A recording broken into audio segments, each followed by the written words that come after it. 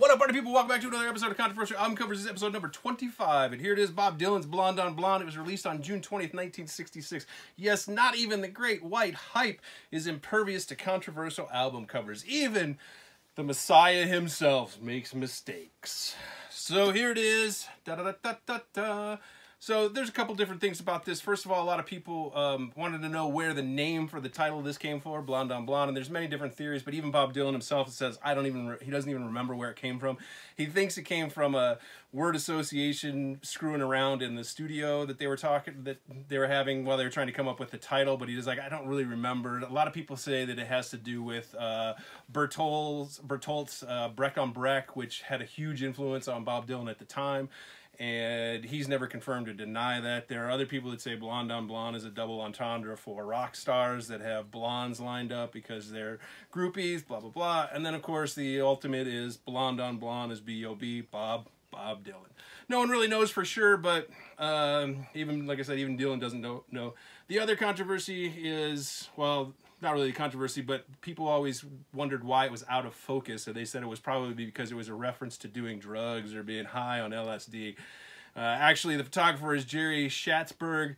I think we've talked about it before. If we haven't, we probably will in the future. He was very big in the 50s and 60s and even into the 70s as a rock and roll photographer. He did the Rolling Stones, Sonny and Cher, Mothers of Invention, Aretha Franklin, Wilson Pickett, the list goes on and on.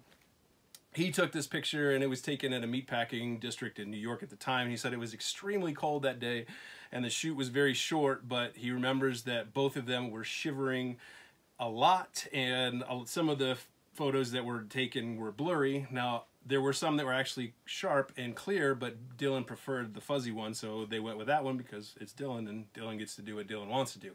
And that's why it's out of focus, and so it has nothing to do with any kind of weird references.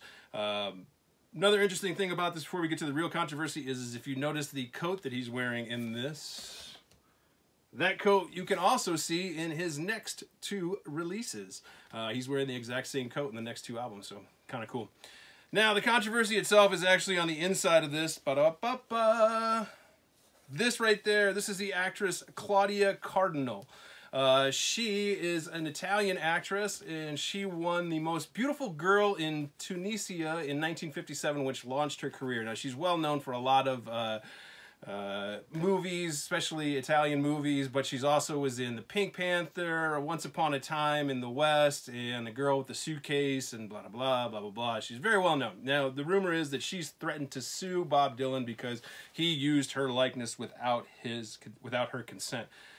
Going back to Schatzberg, which is weird because he said that Bob Dylan saw that picture in his portfolio because he took the picture of Claudia and he wanted to use it on the inside cover. So that's kind of confusing to me because if he's the photographer and he took the picture, well, he retains the rights to it, so he can basically do what he wants with it, if I'm not mistaken on that.